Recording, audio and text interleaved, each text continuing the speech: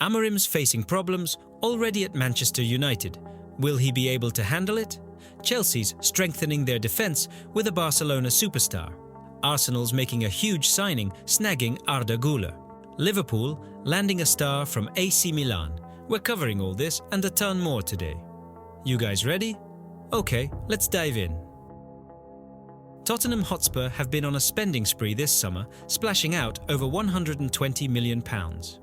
Ange Postecoglou is clearly determined to restore the club's former glory, as silverware has been rather elusive for Spurs. The most expensive acquisition was Dominic Solanke, for whom they shelled out a hefty £65 million to Bournemouth. But it seems Tottenham aren't stopping there and have set their sights on a real star, Jack Grealish from Manchester City. However, pulling off this transfer looks like it's going to be a real uphill battle. Firstly, Grealish himself doesn't seem particularly keen on leaving the champions. And who would be, honestly? Secondly, his wage demands could be simply unaffordable for Spurs. At City, Grealish earns a mind-boggling £300,000 a week. That's no joke. It's significantly more than any player at Tottenham earns. Daniel Levy, of course, wants to strengthen the squad, but he's clearly not prepared to disrupt the entire wage structure for one player. And Grealish would need to be offered a substantial pay rise, to put it mildly, to even consider a move to Hotspur Way. Remember how City splashed out a record £100 million for Grealish when they signed him from Aston Villa? Well, they're still counting on him, even though, let's be frank, he hasn't always been at his best lately. I wouldn't say he's an indispensable starter, but City are clearly in no rush to sell him. And what about Tottenham? Postecoglou wants to make the team's wing play more aggressive, and Grealish would undoubtedly be a fantastic addition. But if City aren't willing to sell, and the player demands an astronomical salary, well, Spurs will have to look for other options. And that, by the way, will be very difficult, considering Grealish is one of the best players in his position. Grealish's contract with City expires in 2.5 years, so Tottenham still have some time. But personally, I think this transfer is a pipe dream. There are too many obstacles, too many financial risks. Unless Grealish suddenly decides he wants a change of scenery and is willing to take a significant pay cut. But let's face it, that's highly unlikely. So, Tottenham fans will probably have to make do with their other signings, while Grealish continues to shine, or not, in the sky blue shirt of Manchester City. Time will tell, but I wouldn't bet on this transfer happening. Wow, things are heating up at Anfield. It seems Liverpool are seriously targeting Inter Milan's forward, Marcus Thuram. The French striker is in red-hot form, boasting 7 goals and 2 assists in just 12 Serie A matches. Since his move from Borussia Mönchengladbach, Thuram has really hit his stride in Italy, with 23 goals in 61 appearances, for Inter speaking volumes about his impact. Rumours of Liverpool's interest in Thuram first surfaced in the summer, but now it appears the interest has reignited with renewed vigour. Gazzetta dello Sport reports that Arne Slot, the Reds' new manager, is highly impressed by the 27-year-old Frenchman's performances. And considering Thuram's contract with Inter includes a release clause of £70 million, valid until the end of the 2027-28 season, a deal seems quite plausible. £70 million for Thuram is certainly a significant sum, but let's take a broader look at the situation. Mo Salah's contract is nearing its end, and it's unclear whether the Egyptian will remain at Anfield. Federico Chiesa, Liverpool's recent acquisition, hasn't lived up to expectations so far and might even be loaned out in January. So, it's safe to say that bolstering the attack is a pressing need. If Liverpool starts the 2025-26 season without Salah and Chiesa, they'll desperately need a prolific striker. Gazzetta dello Sport adds another layer of intrigue. Thuram is aware of Liverpool's interest and apparently has a friend on Merseyside, Federico Chiesa, who could help him settle in. Interestingly, the same source claims Thuram's release clause is actually €85 million, not £70 million. What a twist! But how would Thuram's arrival impact Darwin Núñez? At the start of the season, Slot favoured Diogo Jota, but the Portuguese player's injury gave the Uruguayan an opportunity, and Núñez seized it, with 2 goals and an assist in his last 5 matches. Nevertheless, competition with Thuram for a starting spot would be fierce. Núñez is undoubtedly a valuable asset, but he could benefit from more consistency and improved technique. However, on the other hand, Gazzetta dello Sport asserts that Thuram only sees Inter this season. Here's another interesting point. Liverpool are reportedly more interested in a winger rather than a central striker, as Salah's future remains uncertain. So perhaps Thuram isn't exactly what the Reds need. All in all, the situation is complex, but that only makes it more intriguing. We'll have to wait and see how things unfold. One thing's for sure, the transfer window promises to be a scorcher. What do you think? Does Liverpool need Thuram?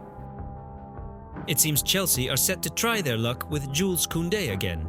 Remember how back in the summer of 2022, they were practically dancing around him with a bag of money, only for Barca to snatch him right from under their noses? Well, here we go again. Listen, I'm starting to wonder if Chelsea are making the same mistake twice. Maresca's just arrived.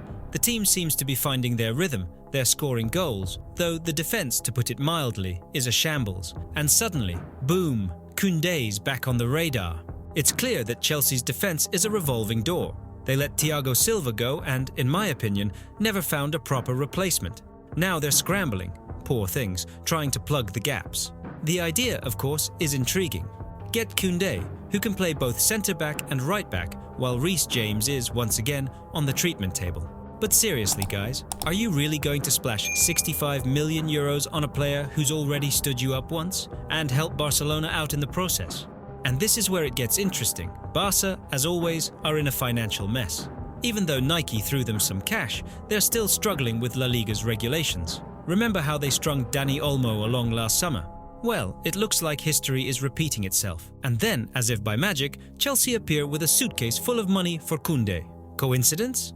I think not. Rumor has it, Barcelona want to register Olmo, but he just doesn't fit into their wage bill. Selling Kundai would be just what the doctor ordered. Money in the coffers, space freed up on the wage bill, perfect. Chelsea are happy and Barca are laughing all the way to the bank. But let's be honest, will Kundai solve all of Chelsea's problems? I'm not convinced. He's a good defender, no doubt, but one man doesn't make a team. And then there's the adaptation period, all that jazz. What if he doesn't perform again? Will they regret it later?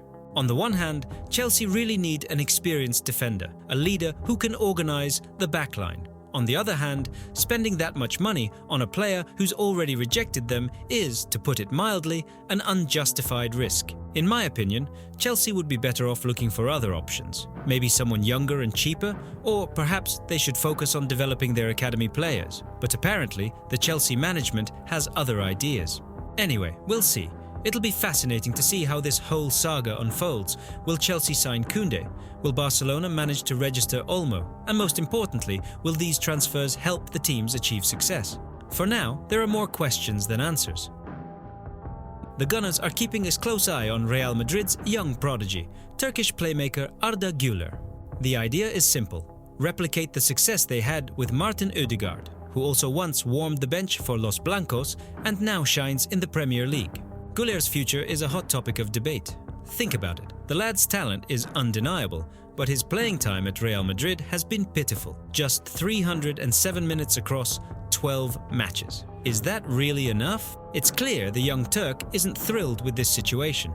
Sure, he's got a contract until 2029, but the desire to play is a powerful thing. And here comes Arsenal, right on cue. According to Fichajes, the London club is seriously interested in the 19-year-old talent. Their logic is clear: Ødegaard also came from Real Madrid, where he wasn't given a chance to flourish. Now he's Arsenal's captain and one of the Premier League's best players. Why not try the same trick again? Let's rewind and look at Güler's career so far. He burst onto the scene at Turkish club Fenerbahçe, instantly attracting the attention of top clubs. In the end, Real Madrid were the quickest to snap him up. However, Carlo Ancelotti, to put it mildly, hasn't been rushing to put him in the starting lineup. Despite his immense potential and sparkling talent, experienced players are currently the priority. But wait a minute, you might ask. This kid can play any attacking position, has incredible technique, sees the pitch like a chessboard, and scores beautiful goals. Yes, all true. Guler has all the makings of a world-class star. This begs the question, is Real Madrid willing to part with such a gem? After all, he's got a long contract, and Transfermarkt values him at around £37 million. That's a hefty sum, isn't it? If push comes to shove, Los Blancos could demand a king's ransom. But then again, Guler himself might start kicking up a fuss and demand more playing time. And that's where Arsenal could find themselves in a winning position. The Gunners have a long-standing reputation for developing young talent. They have a well-defined playing style, stability, and Arda Guler could easily become a key piece in Mikel Arteta's team. All the factors seem to align. The only thing left is to agree terms with Real Madrid and convince the player himself. Of course, the arrival of Kylian Mbappé has given Ancelotti a selection headache. Where to fit all these stars?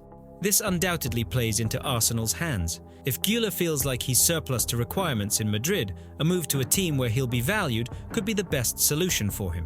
And Arsenal are ready to offer him that opportunity, as the Ødegaard experience has shown that sometimes it's worth taking a risk and giving a chance to a talented player who was undervalued at another club. Will the Gunners be able to pull off this transfer? Only time will tell, but the intrigue is certainly there. Personally, I believe Guler needs a change of scenery. Such talent shouldn't be wasted on the bench. What do you think?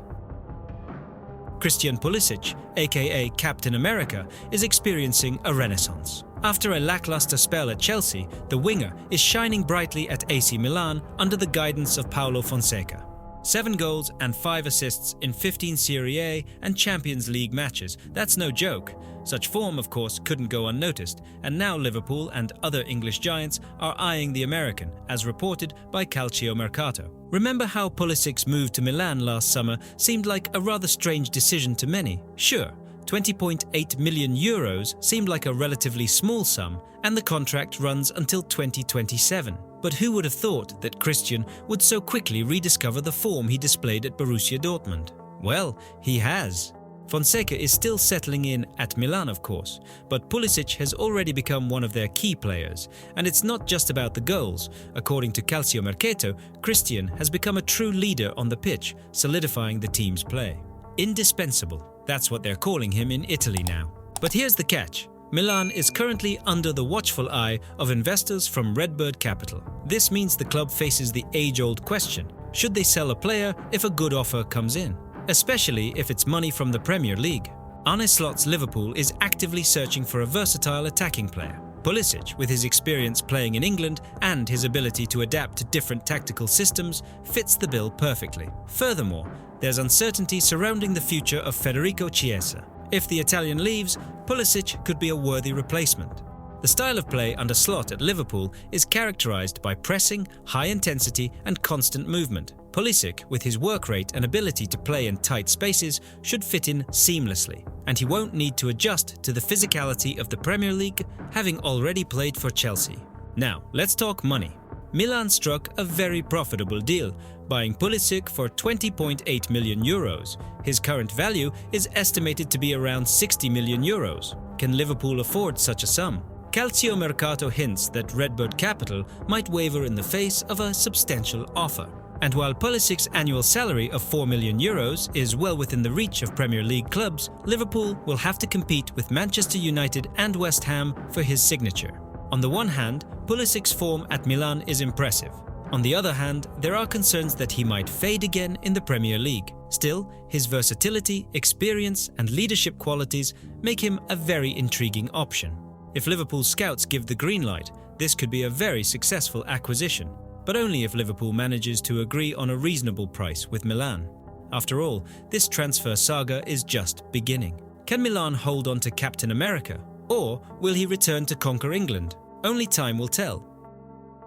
It appears a coaching shakeup is brewing in Miami. Tata Martino, head coach of Inter Miami, seems to be packing his bags. Rumours are swirling from within the club itself, although there's no official confirmation yet.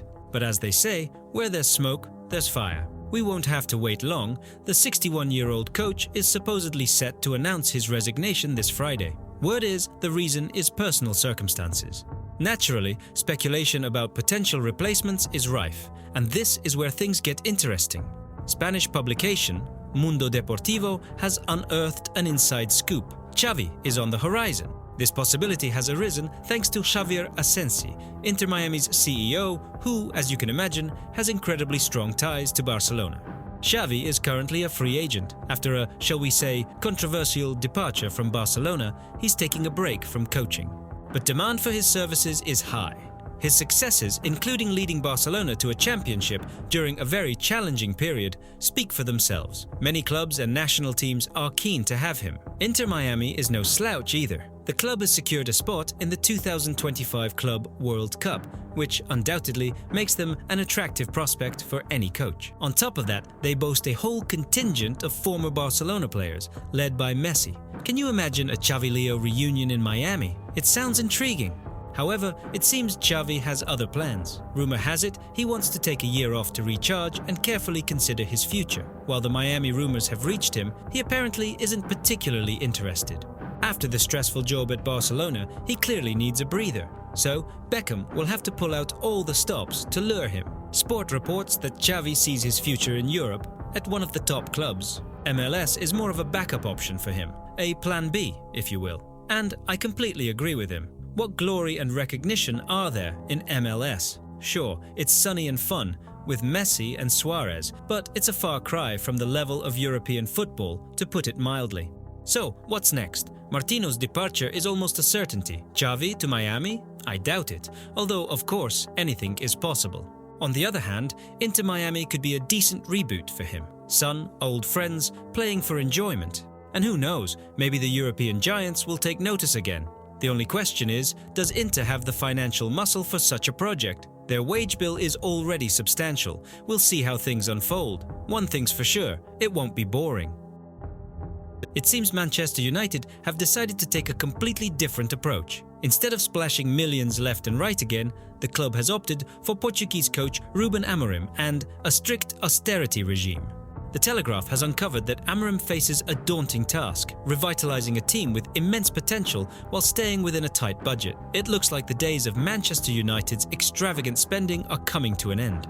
Remember how it used to be? For the past 10 years, Manchester United shopped like there was no tomorrow, bringing in 5 new players every summer. And what were the results? Money went down the drain, and the team suffered from constant rebuilding. Take Erik ten Hag, for example. In 2.5 years, he blew through over £600 million with little to show for it. Now, the course has changed. The primary goal is to unlock the potential of the existing squad. There's hope for youngsters like Højlund and Mount.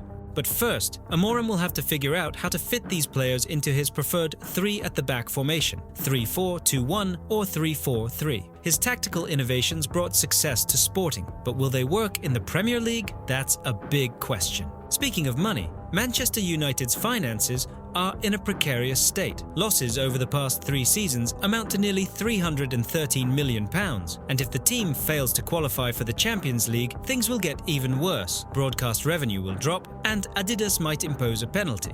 The club is already cutting costs, slashing everything from staff salaries to charitable contributions. Amorim's transfer budget is, to put it mildly, limited. They'll need to not only buy smarter, but also sell more effectively. In short, austerity is set to become Manchester United's new mantra. The management seems determined to give Amorim time.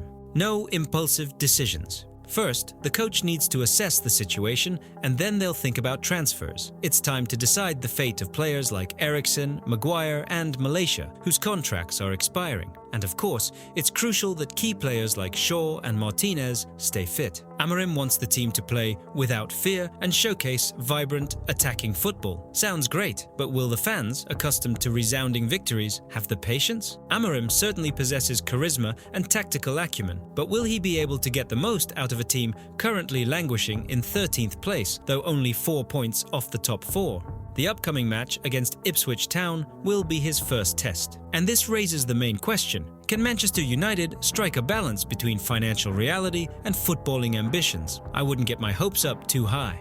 After years of chaos and wasteful spending, it's hard to believe that a modest budget will solve all their problems. The competition isn't sleeping. They're rebuilding intelligently with a clear vision. Of course, it's commendable that United are trying to unlock the potential of Mount and Højlund. But will Amorim, a Premier League newcomer, succeed where others have failed? Fair play to them for deciding to tighten the purse strings. But isn't the club taking a huge risk by pinning all their hopes on one coach? What if his tactics don't work? What if injuries pile up and the squad depth proves insufficient? In short, transitioning to sensible spending is all well and good. But the fans want results here and now. And if Manchester United miss out on the Champions League again, it's going to hurt.